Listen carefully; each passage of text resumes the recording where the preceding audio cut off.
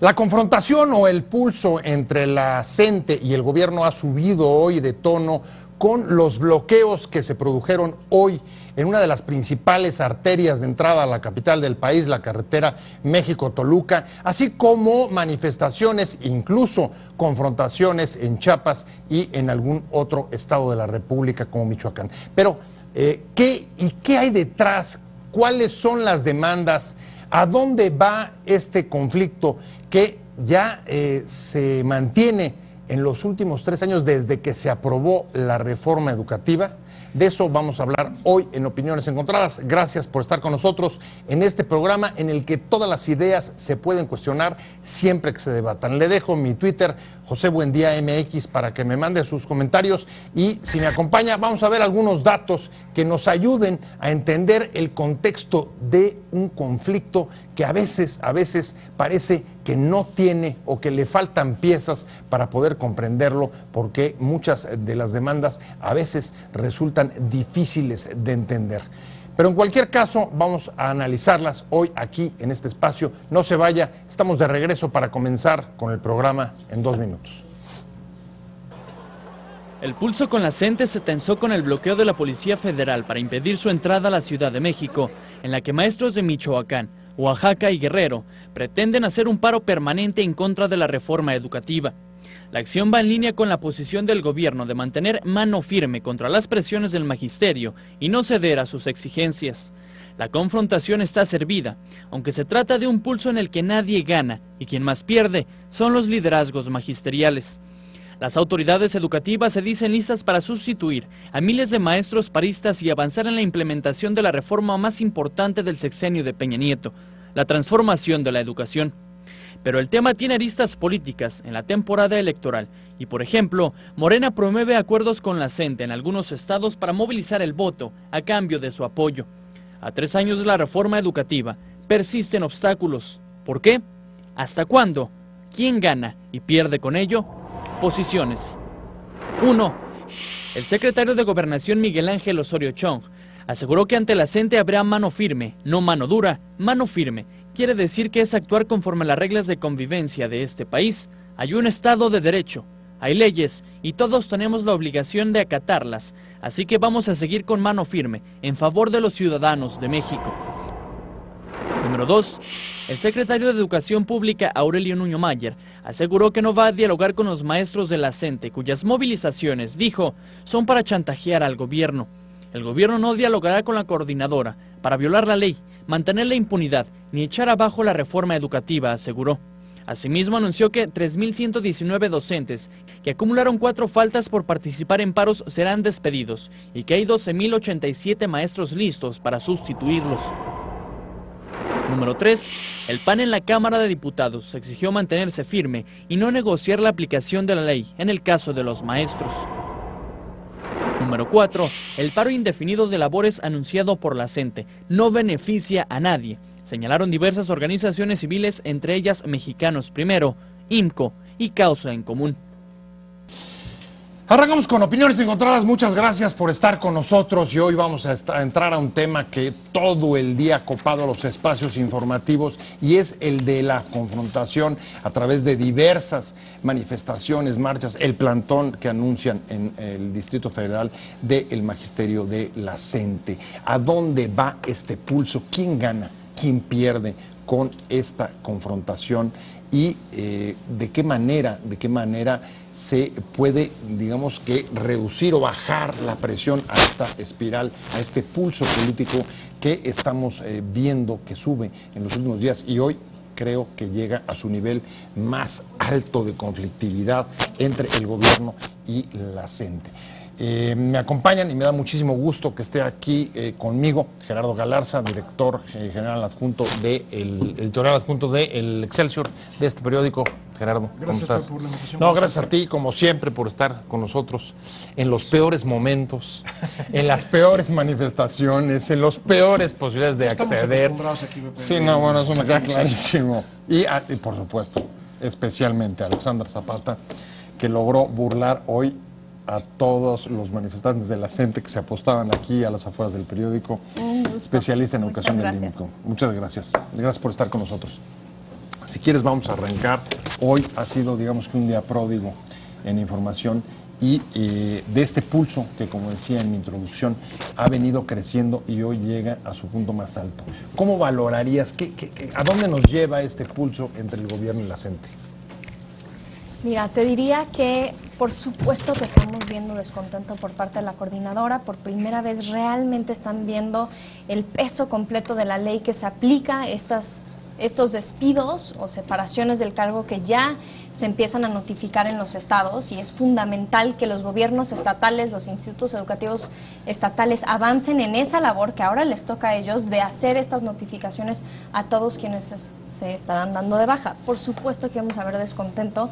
Son en cierta medida patadas de ahogado de una coordinadora, una cúpula sindical que está perdiendo control absoluto del magisterio que antes controlaba. Teníamos unas cifras que publicamos el día de ayer, el IMCO, firmada también por varias organizaciones de la sociedad civil, pero el 12 de octubre del 2015, ni siquiera hace un año, teníamos, cuando se anunció un paro de la coordinadora, solo pudieron lograr que 35% de las escuelas en Oaxaca operaran. Menos de un año después, ya aplicando la ley, cuando se anunció la marcha de la semana pasada, 95% de las escuelas estaban operando. Ese cambio radical en el poder de convocatoria de la coordinadora, por supuesto que está enfureciendo a estos líderes sindicales. A ver, Gerardo, ¿cómo ves? Estamos viendo, digamos, patadas de ahogado de los líderes, como dice Alexandra. Es un largo conflicto, Pepe. Es un largo conflicto del corporativismo mexicano. De este régimen que no acaba de morir y que no acaba de nacer, en el que hubo privilegios para todo el mundo a cambio de, entre comillas, paz social. Hay que recordar rápidamente, así, Carlos Jongitud Barrios llegó al CENTE para destituir a Manuel Sánchez Vite, que era el cacique del CENTE en ese momento. Después Carlos Jongitud Barrios ya no sirvió y no pudo controlar el CENTE, y entonces entró la maestra Elbaster Gordillo. Por decisiones desde los Pinos. Por decisiones de los Pinos, todas. Así o sea, en el caso de Elbaster, en el sexenio de Carlos Salinas de Gortari. Los primeros años, el primer año del sexenio. En el caso de Jongitud Barrios, en la época de Echeverría López Portillo, llegó a ser gobernador de San Luis Potosí, y en el caso de Manuel Sánchez Vite también fue gobernador de Hidalgo. Pues es una larga tradición del sindicalismo oficial mexicano. El asunto de la CENTE, habrá expertos que lo hayan estudiado mucho más, pero más lo recuerdo, en los años 80 también hubo grandes manifestaciones que no tuvieron ningún resultado. No quieren perder privilegios. Es cierto que existían y que eran legales o que son legales por demás, pero tampoco quieren adaptarse a la nueva circunstancia del país. Y esto es terrible. Tú dices pulso muy al estilo español. Yo digo, en México están jugando vencidas y creo que van a perder, ¿no? Están jugando vencidas o de estas cosas que en otros lados se les llama pulso, pues, pero creo que esta vez, como lo dice Susana, no solamente yo, la semana pasada el 95% de las escuelas en estos 4 estados, que hay que decir que el problema se reduce a 4 estados: Chiapas, Oaxaca, Michoacán y Guerrero. Así es. Hoy al mediodía, el secretario de Educación Pública decía por lo menos que el 99% de las escuelas estaban funcionando en esos 4 estados, ¿no? Que son mínimos las escuelas que están paradas. Esto tiene que ver con eso. Ahora, a ver, depende cómo se mida. Si lo mides en términos de la convocatoria para paralizar las escuelas, en efecto, ha descendido la fuerza. Incluso el día del paro del 16, hace un par de semanas, fueron solamente 20% las escuelas donde se llegó a registrar, si recuerdo, la suspensión de actividades. Pero si vemos la convocatoria, por ejemplo, hoy, de los maestros de Michoacán que bloquearon la entrada a la ciudad, o si vemos lo que sucedió en Chiapas con la fuerte confrontación que se dio con la policía, tendríamos que pensar que desde ese ángulo sigue habiendo capacidad de movilización. incluso secuestro de algunos diputados locales en Chiapas. También se intentó en Oaxaca rodear la ciudad hoy en la mañana. Y aquí en Grupo Imagen hicimos un ejercicio en los cielos de Grupo Imagen en la mañana, en el cual se contaron 50 camiones que venían de Michoacán. Decía Pascal Betón en su noticiero, si calculamos 50 maestros por camión, que ya es apretados porque los camiones les caben de 40 a 42 personas sentadas. Sí, pero vaya, vamos a decir que venían 50. Son 2.500 maestros los que están en este momento desquiciando una ciudad, digamos que de 9-10 millones de habitantes y otros 5 de población flotante, por un lado. Y por otro lado, bueno, pues no solo, si lo comparas con el número de maestros que hay en este país, que además cumplen con su trabajo, son mínimos, ¿no? Es más de 1 millón de maestros en todo el país, 2.500 maestros en el mejor de los casos, pues no son nada notable. Y te voy a decir algo muy terrible, lo voy a decir en público. A ver, esas cifras casi son menos de los maestros que han sido suspendidos. Exacto. Ustedes me corregirán. Claro. Se está anunciando una suspensión en total de los 4 estados de 4.359 personas. Solo estas personas faltaron 3 días en la última semana a clases. Entonces, realmente coincido. Las cifras, cuando lo ponemos en el contexto del 1,5 millones de maestros que tenemos en este país, son mínimas. Y regresando un poco al comparativo que hacíamos de octubre a hoy, justo en octubre enfrentábamos una situación en donde estaban las marchas en estos 4 estados, más 10 estados más. Hoy exactamente está focalizado en estos 4 estados y la realidad es que estos grupos están acostumbrados a que la educación ha sido una moneda de cambio, en particular durante periodos electorales. Sí. Y estos son los momentos en los que surgen sus demandas para tratar de ver si presionar. Tranquilizan, exacto, si los amenazamos con boicotear las elecciones en Oaxaca, los amenazamos con ciertas cosas que durante mucho tiempo sí les funcionaron esas amenazas y hoy parece que no les está funcionando. Si fuera como ustedes dicen, que existe un debilitamiento de la CENTE, eso es lo que explicaría, por ejemplo, la posición que acaba de tomar Gobernación, diciendo que frente a ellos mano firme que no dura. A ver si también nos explicas cuál es la diferencia entre no mano solo firme y mano Gobernación. dura. Yo creo que el asunto viene de la SEP. No había habido hasta hoy en este gobierno ningún secretario de Educación que se pusiera y que dijera, digamos como se dice popularmente, que se amarrara los pantalones, ¿no? El actual secretario. ¿Pero era por falta de valor o era por este intercambio de favores o oportunismo o oportunidades electorales, como decía Alexandra? Yo creo que son las dos cosas. Si una cosa se combina con otra. La verdad es que todavía hoy en Oaxaca hubo problemas fuertes, pero mira, la CENTE, siempre hablamos de 4 estados. Dos secciones muy importantes de esta coordinadora están en el Distrito Federal, entre ellos la 10, y si no me equivoco la 8. Son 2 secciones y en el Distrito Federal no ha habido un paro de una escuela. Sí se refugian allí en sus instalaciones aquí por San Cosme, sí estos son muy solidarios con los que vienen, movilizan, pero no ha habido una escuela del Distrito Federal que pare en protesta por la reforma educativa. Yo no digo que estén todos los maestros del Distrito Federal a favor de la reforma educativa, pero no ha habido una sola escuela que haya parado por eso, por lo menos que se sepa. Creo que funcionan las dos cosas y creo que simple y sencillamente, a ver, hay una ley que se tiene que aplicar. Si exigimos que se le aplique la ley a los delincuentes comunes, porque hay un código penal, porque hay un código de procedimientos penales. Bueno, hay otras leyes que aunque no sean penales, que tienes que respetar y se tienen que aplicar. Son convenios, son reglamentos. Tú en tu empresa, aquí, vienes a trabajar y si no vienes no te pagan. ¿Eso es la mano dura o la mano firme? Es la mano firme. Aplicar la ley. ¿Tú cómo ves? Yo creo que solamente es mano firme. Yo creo que también tenemos que aplaudir la mano clara. Sí. Porque es más, con el secretario de Educación de eso no habló Osorio, ¿eh? No, pero ¿Dijo mano dura o mano firme? No, pero sí necesitamos que las reglas sean claras, las sanciones sean muy transparentes y desde un inicio se dijo, señores, si ustedes faltan 3 días, van a ser sancionados. O si no presentan el examen, sin justificación. Y tenemos que cumplir con esas sanciones. Vale la pena recordar que el secretario de Educación pasada no era el interlocutor con la coordinadora. Exacto. Se generaban estas negociaciones con Gobernación, no sabíamos qué se pactaba en la mesa de negociación y ahora sí un poco tenemos más tranquilidad de que sabemos qué está pasando y el secretario, no hay negociaciones con CEP y otras con Gobernación como sentíamos que había con el secretario pasado. La posición esta vez la ha llevado la voz cantante, en efecto, la Secretaría de Educación, y la posición ha sido: no voy a ceder a las presiones, y si quieren negociar tendrá que ser sobre la implementación, pero no algunas de las principales demandas que están enarbolando, como son la reinstalación de maestros que no se presentaron a las evaluaciones, o incluso la liberación de algunos que han sido detenidos y acusados por delitos federales en algunas de las marchas. ¿Estás de acuerdo? Incluso ellos dicen no a la evaluación. Y creo que en ese sentido es muy correcto que el gobierno diga, eso no está sobre la mesa de la negociación. O sea, esa es la Constitución y la Constitución no se va a negociar. Entonces, como bien dices, si se dan negociaciones o si se dan pláticas, que sea para construir el futuro de la educación en México. No vamos a dar pasos hacia atrás.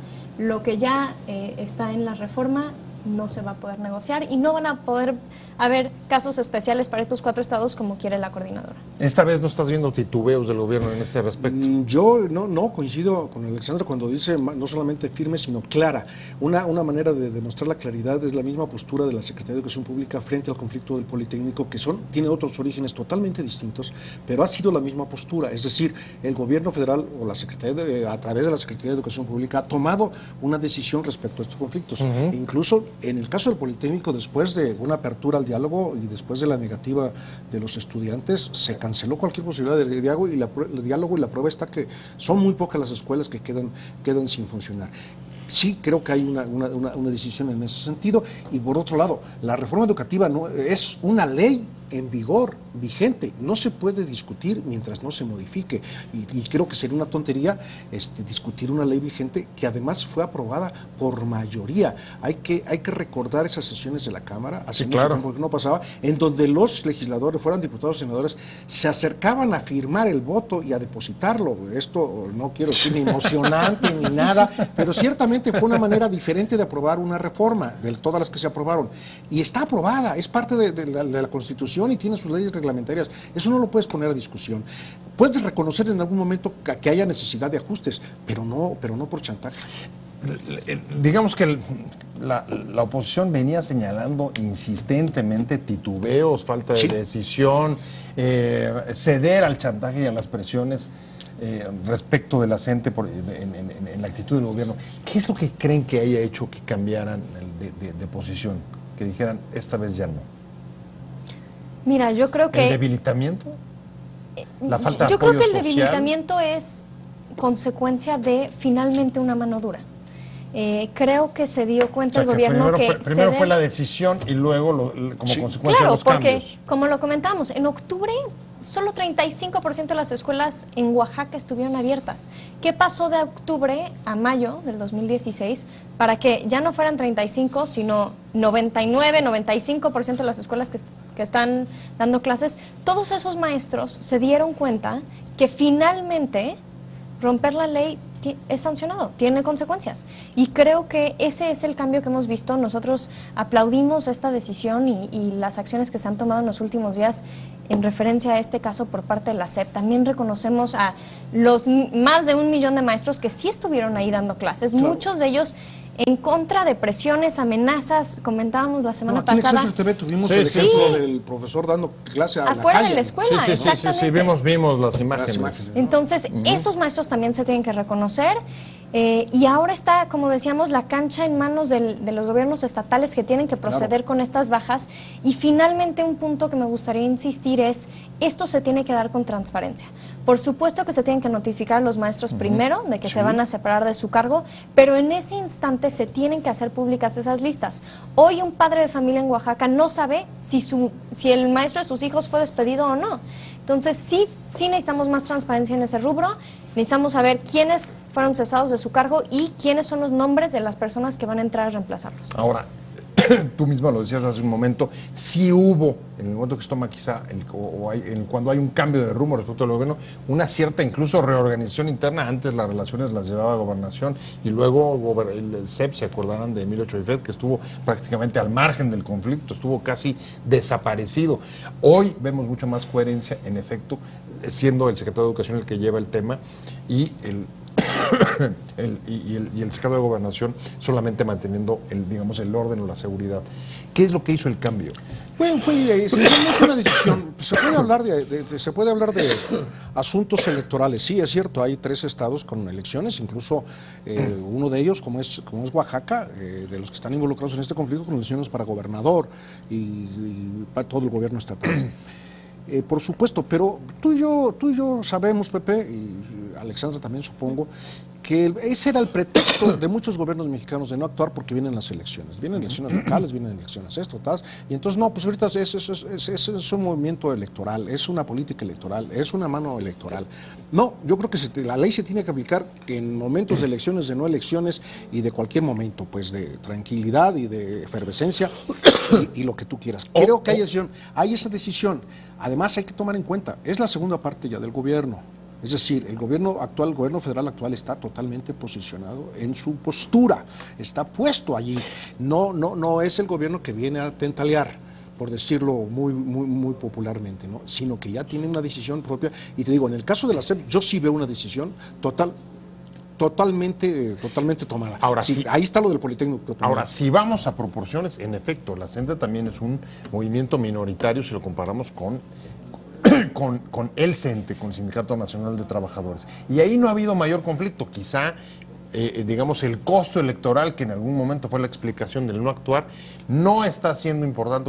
Amenazas serias que pueden estar surgiendo en Oaxaca y, como lo hemos dicho, la educación, trágicamente la educación siempre ha sido susceptible a estos movimientos electorales, siempre ha sido politizada.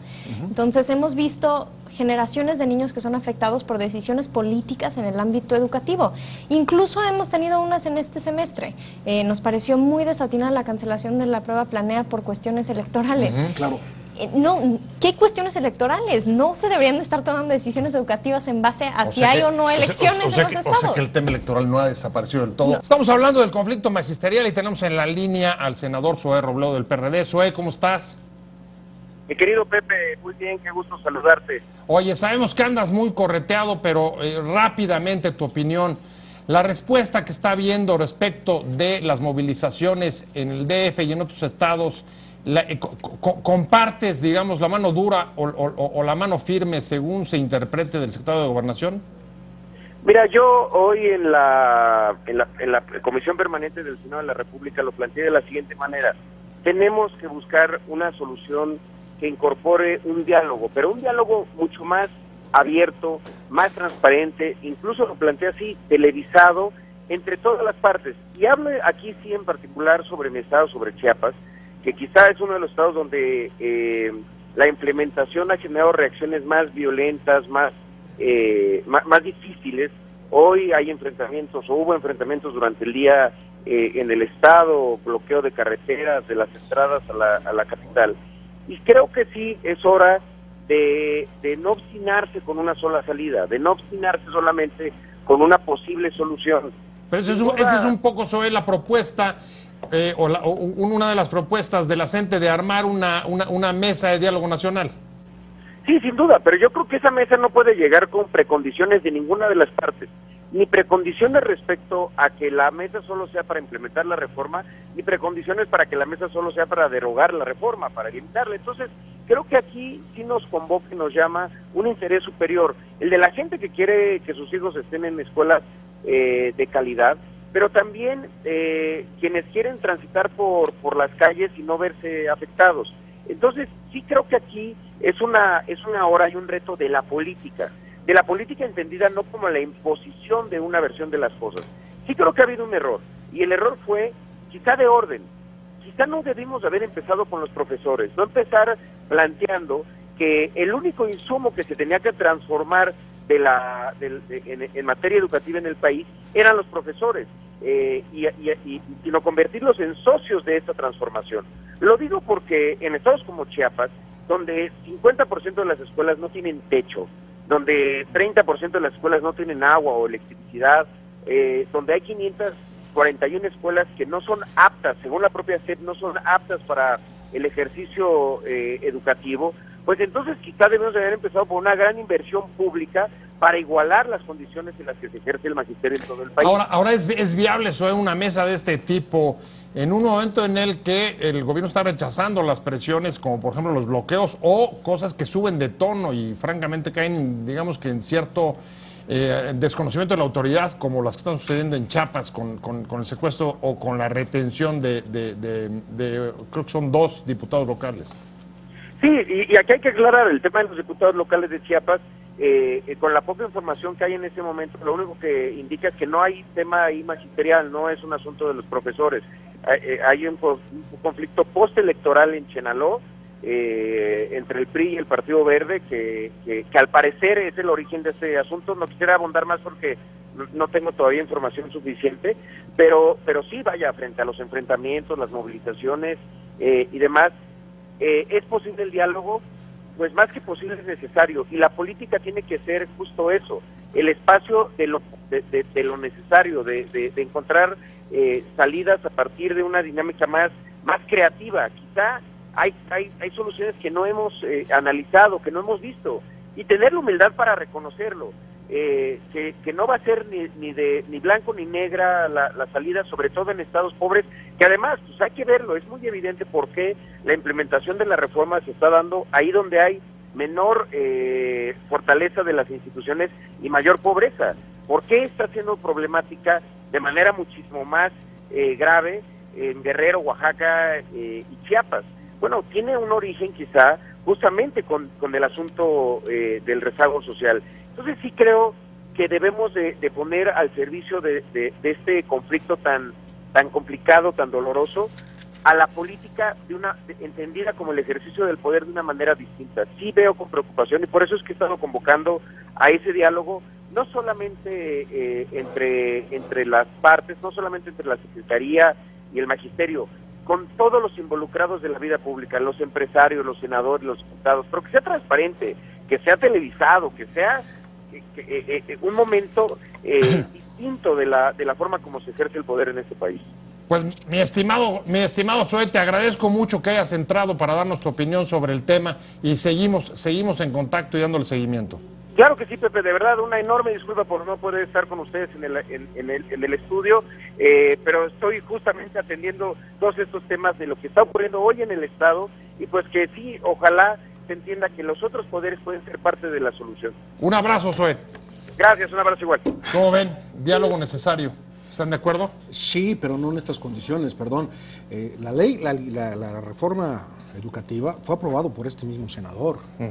Si no se dieron cuenta, perdón, los señores legisladores, que había un problema de carencias en los estados que citó, que los hay, ¿por qué aprobaron esta reforma? Lo dejo allí. Es una irresponsabilidad. ¿Por qué no empezaron con una política pública, digamos, de por supuesto, abastecimiento ¿por qué no de infraestructura, Alexandra? Me parece ya que se enojó Galarza, ya se enojó Galarza. Yo por problemas de audio no alcancé a escuchar toda la entrevista, pero... Diálogo necesario. Diálogo necesario. Yo creo que si el argumento va a ser, es en el interés de los maestros y de los alumnos, que se lleve a cabo toda esta obra de infraestructura que evidentemente es muy necesaria, entonces deberíamos empezar por lo menos garantizar que estos niños tengan clases, claro, y sobre eso construir un diálogo de qué más necesitan los niños, los jóvenes de México, por supuesto también los maestros, pero no puede ser a cuesta de estos niños y jóvenes en estos 4 estados que hace años no cursan un ciclo escolar completo. Bueno, pues a mí el tiempo se me acabó. Se nos acabó. Muchas gracias Gerardo Galarza, gracias, director editorial adjunto de Excelsior, de esta casa editorial. Muchas gracias Alexandra Zapata del IMCO, especialista en educación.